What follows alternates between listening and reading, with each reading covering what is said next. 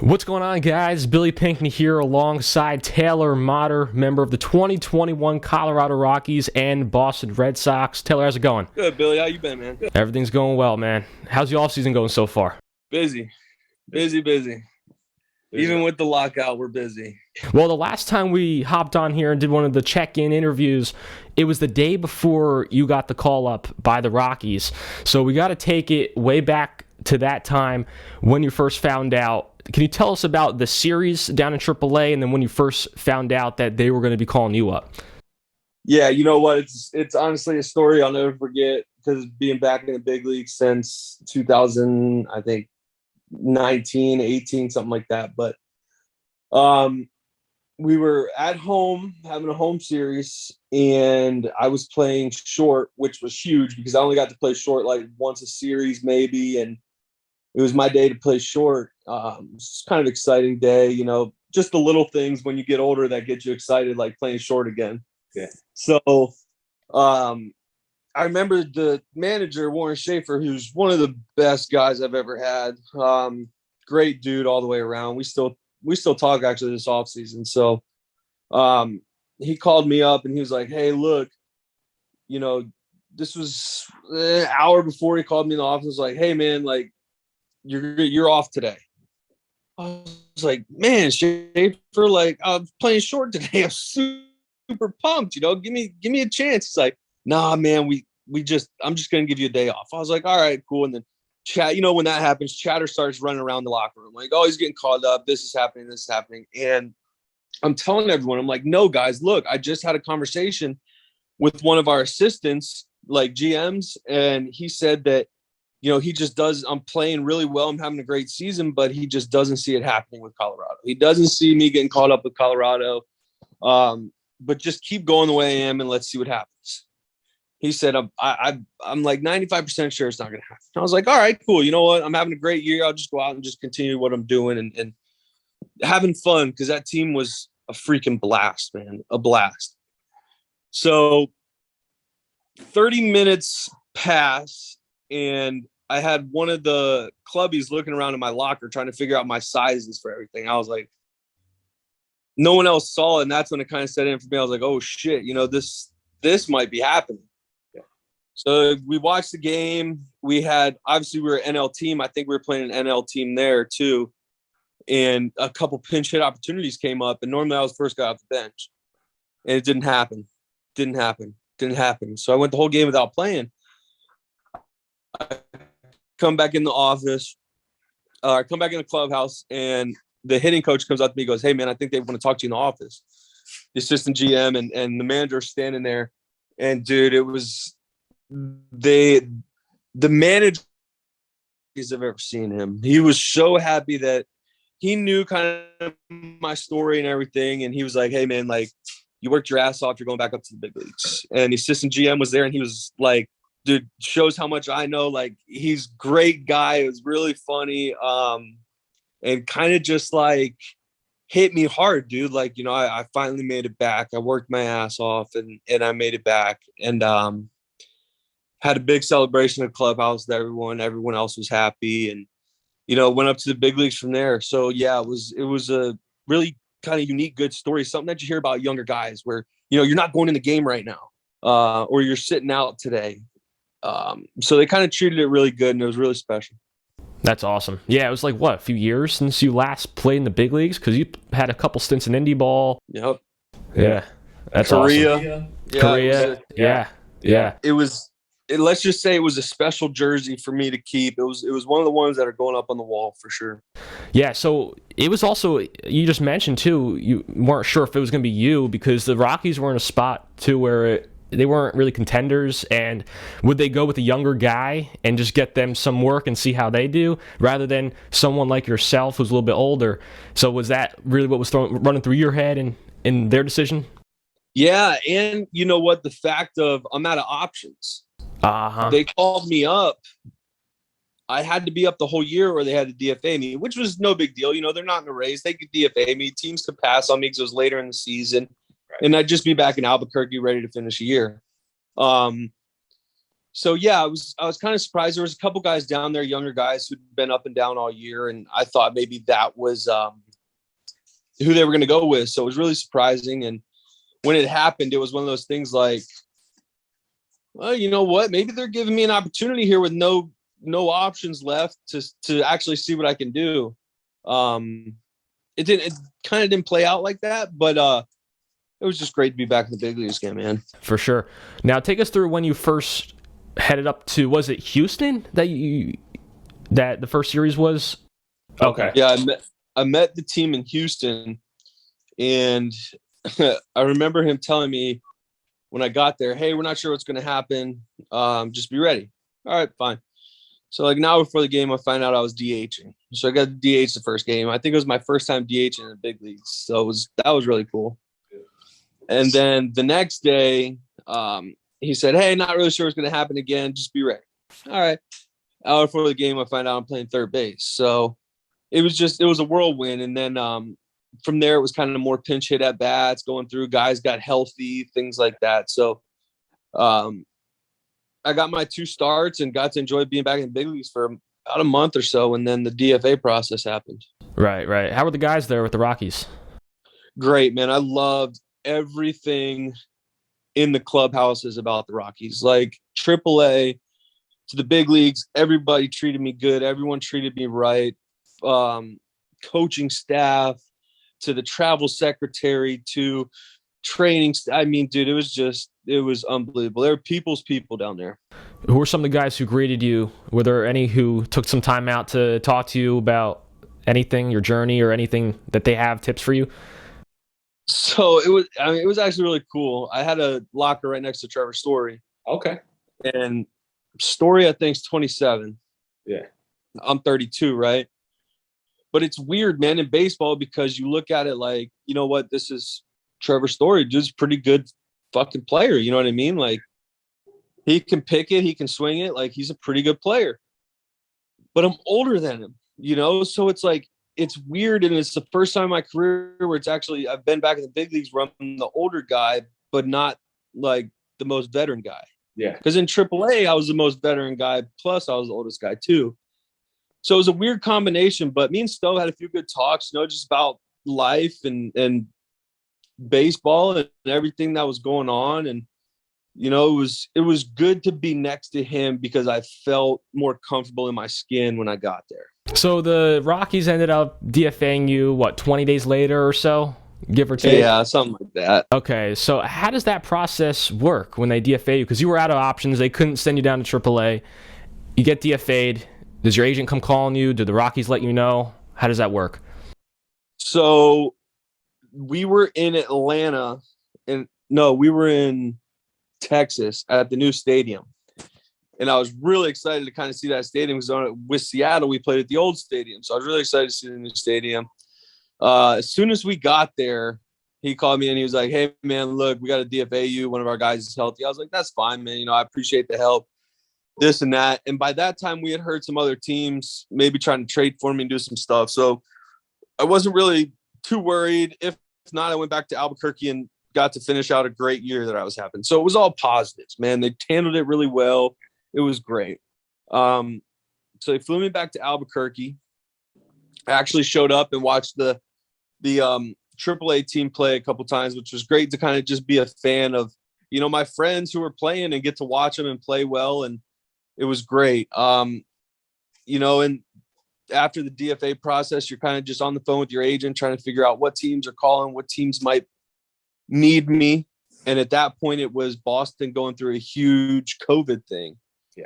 And I'm thinking, man, Boston, you know, they got a lot of guys. I don't know how much PT I'm going to get there. I wonder if that's really the team. Maybe a team that's not playing well, give me a chance for next year. You know, just all these thoughts start running through your head. And my agent called me. He's like, hey, I just talked to GM in Boston. They're really thinking heavily about picking you up. Are you vaccinated? I said, yeah, I got vaccinated with Colorado. So that was the huge decision when Boston ended up signing me was, hey, are you vaccinated?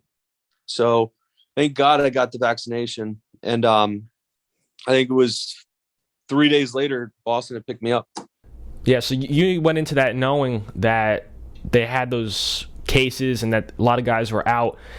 in the back of your mind, did you know that, hey, this might only last then a couple weeks before they then DFA me when they come back?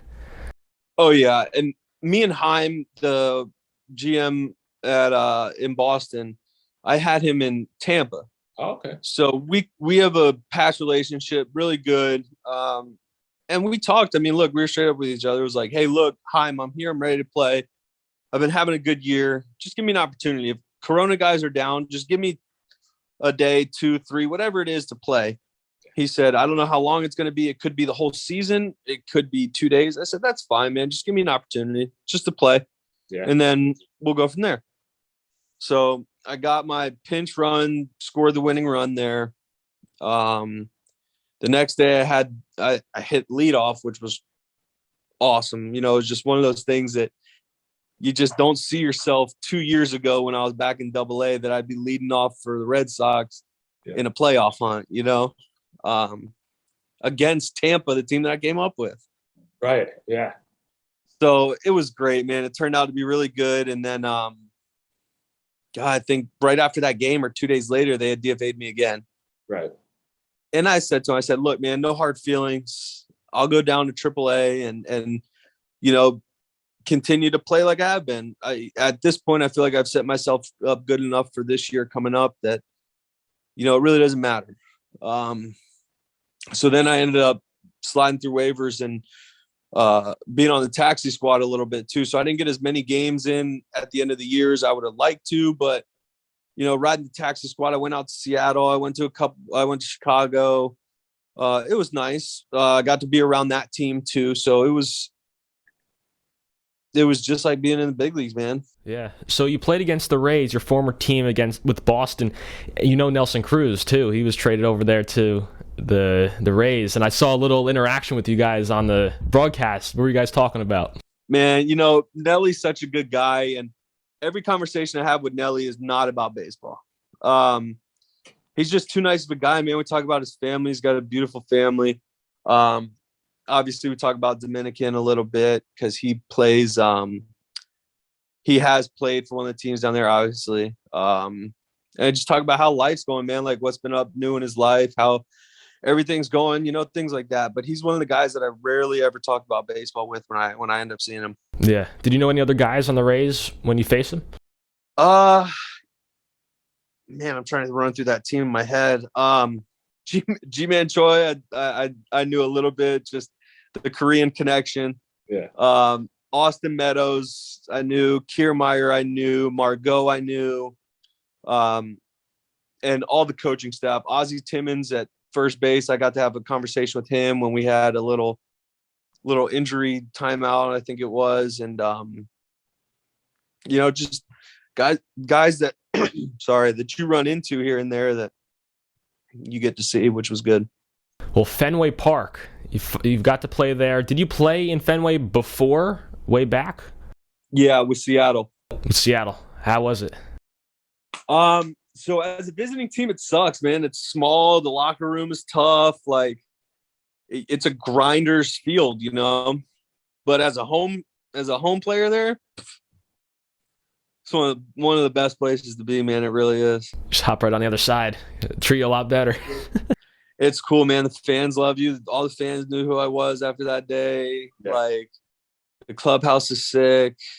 Dugout's kind of tight, but you know what, man? It's part of that ambiance of being an old school like baseball field. Yeah, and you raked too there. Was it what pitches were you getting there? Were they pitching you a certain way? So as a leadoff hitter, you know what? I've been hanging out with Greg Bird this offseason a lot. He's here in Tampa, so we've been fishing a lot. And he asked me the other day, he's like, hey, man, did they pitch you different in the big leagues when you were there? And I wanted to say when I was in Colorado, I really don't remember because most of them were pinch hits. You know, I do remember missing a few fastballs when I got to play. But that day against Tampa, hitting leadoff, I felt like I got early fastballs, and I'd have to go back and look to be 100% sure, but it seemed like I was getting a heavy dose of fastballs. And then they would, when I hit the double and triple, they went to most of their secondary stuff that they weren't landing for strikes. And that's when I was able to take my 2 walks too and kind of go from there. Yeah, well, we're going to transition into now your off season. how has that been going? It's been quite a crazy offseason for MLB in general. Have you been experiencing any type of difficulty when it comes to reaching out to teams and talking to them and looking for a contract for this year? Or has it been more of a typical offseason for somebody like yourself? No, a typical offseason for me has been the first 2 months hoping and praying that I'm going to get a job. And then come January, February, looking at what the next step of my life might be. If I'm going to have to get a 9 to 5 somewhere. Like last year I didn't sign until March. So, when you're sitting at home and you got a wife and you're trying to feed your family and stuff like that, you're looking for any way possible to make money and try and support them. So yeah, I'd be lying if I didn't say that I looked at what a 9 to 5 would look like. But with this year, it's different. This year I had a good year last year. And in the beginning of the year before the lockout, we were talking about, big league deals possibly, what could happen, what might be the option. And then obviously we hit the lockout. So we've had some minor league offers and stuff like that. But, I talked to my agent and it seems like we're in no rush to get anything done right now, just trying to figure out what's going to happen next with this lockout. Yeah. Yeah. So you feel pretty confident that there's going to definitely be a nice deal for you out there come hopefully once the lockout opens up. When you get comfortable, man, you get in a tough spot. So I don't want to say I feel comfortable. I feel confident that I'll be playing baseball next year. Let's say that. I feel confident I'll be playing baseball next year. It just depends on where. How you feeling considering your age? Because I know teams sometimes get a little, weirded out when it comes to the age of players. But, you've seen very versatile, healthy throughout your career too. Yeah, you know what? That's the good thing. I think if you didn't look at the number that was associated with my name age-wise, I don't think you would see that. I don't think you would see 32.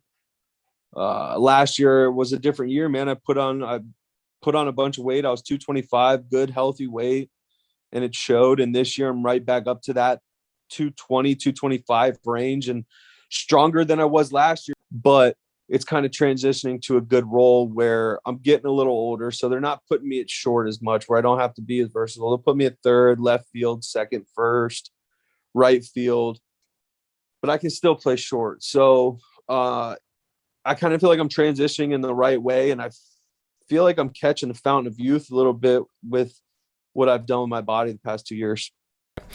Now, let's talk about the lockout a little bit. What have been your thoughts about it? I know, so the owners put this in place to locking out the players from any type of negotiations or contact with teams, but that could be lifted maybe early February, late January, but that doesn't mean all of a sudden the players go and play. They might not be too happy about what's in place, and they have to agree to something as well.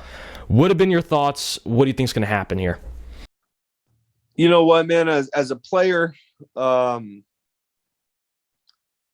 want to play, right? As a player at 32 years old, I don't want to miss a year from a strike.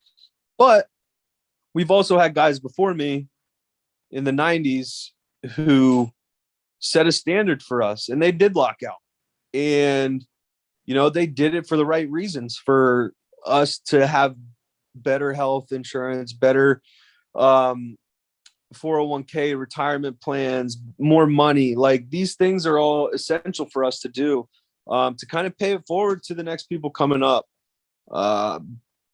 With that being said, too, a lot of people are going to look at this when football's over and say, oh, the players are being selfish. They just want more money. They always want more money, this and that. But you got to look at it, man. These owners are billionaires. You know what I mean? So they're not hurting for money. Now, guys are obviously in different situations. You got guys who signed $300 million deals who are in a little bit different situation. Me, I'm looking to play so I can keep food on my plate. They did it before us, and we got to pay it forward to the next people. So with that being said, there are some things. I guess the first meeting they had lasted like 5 minutes, and no one agreed on anything, and we all just walked out. The owners walked out. So from what I understood, from when I talked to the PA, is we're waiting for them to come back to the table, man. Like, we want to get a deal done. We're waiting. We want to play. We're waiting for them. So when we can strike a deal, hopefully we can strike a deal before February, not push spring training back and get everything on schedule, because we still got to run through free agency. We got to run through a Rule 5 draft. There's things that we still need to get done as players to get ready. And everyone I know is still preparing like there's going to be a season. So we're just hoping that we can hopefully find this ground where we can all settle down and play another season. Well, I feel like in my eyes, what they're looking at doing is they're looking to wait until right before spring training to bring the lockout out of play and remove that. And then it's on the players, so-called. So then the fans look at it, or other people look at it and say, okay, we're not locking the players out anymore. So now the ball's in their court. And if they don't want to play, it's then on them. So it makes them look bad.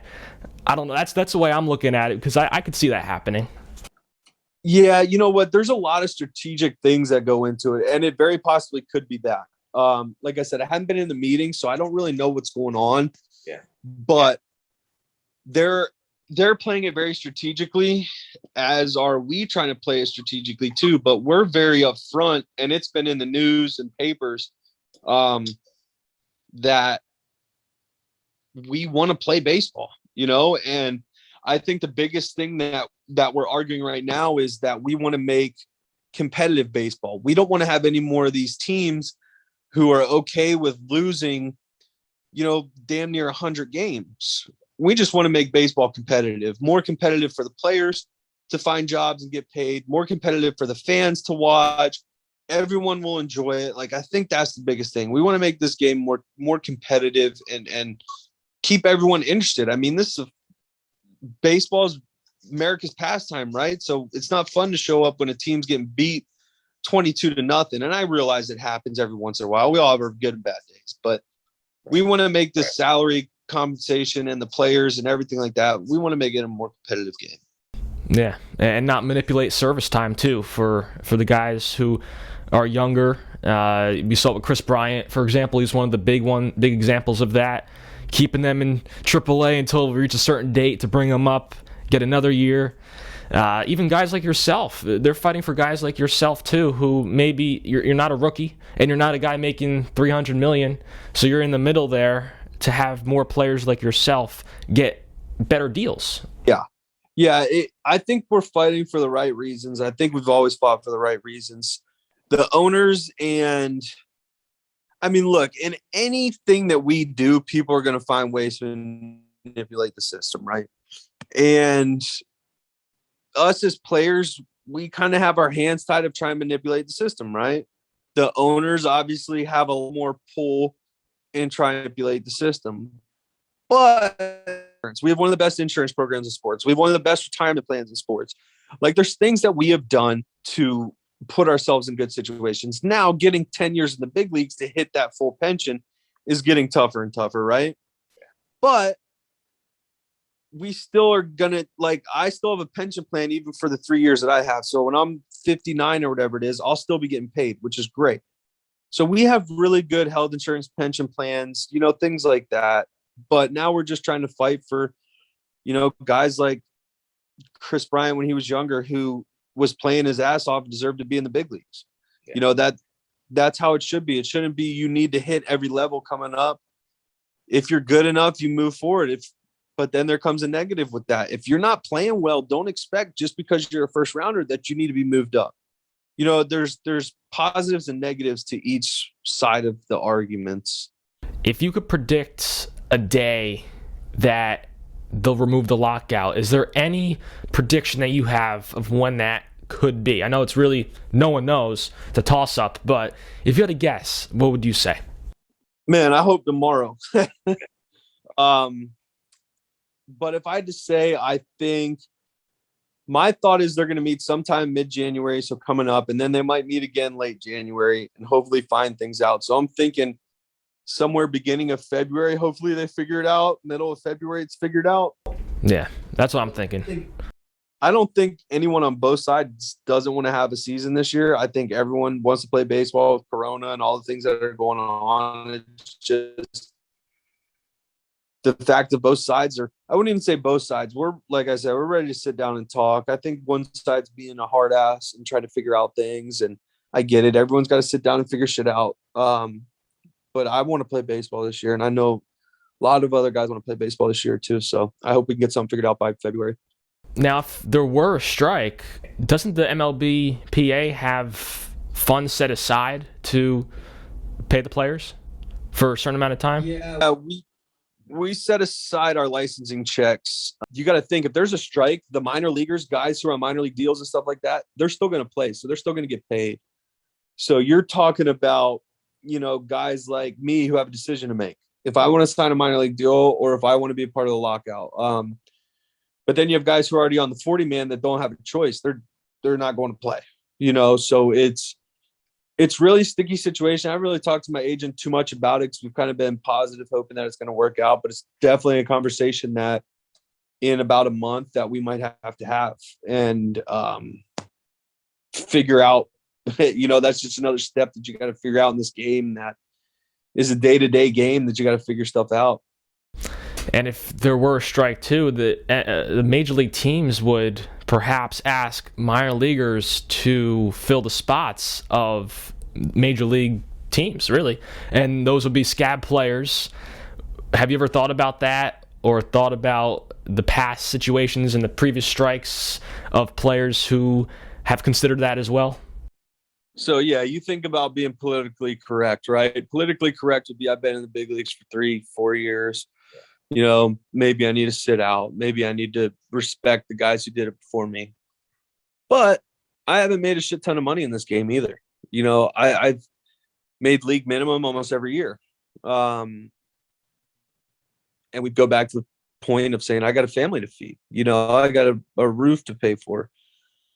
So it's a big decision to make. And, that's something that me and my wife and my agent will all sit down and figure out, what's the best solution. Guys who've made their big contracts in their career, like there's no need for them to play. And if they want to, I won't bang them for wanting to play. I won't, I can't. I think it's all a personal decision on, kind of what's going on in your life and past contracts and stuff that you've made. And I'm not going to hate on anyone who wants to play. I'm not going to hate on anyone who doesn't want to play. I think it's kind of one of those touchy subjects, It's tough too, because then you're removed from the union and your pension goes bye-bye and everything like that. So it's a weird situation, one that I've never been involved in, which is great. I've never had to worry about it. There are some guys I could reach out to who were involved in it and I could talk to. But yeah, I think it's one of those things that's going to be a personal decision for whoever has to make it. Awesome. Sounds good, Taylor. Well, Taylor, I appreciate you hopping on here, and we'll definitely have another one of these chats coming soon. Absolutely, man. I look forward to it. All right, see you guys next time. This is John Sterling, and you're watching Billy the Bat Boy's Corner.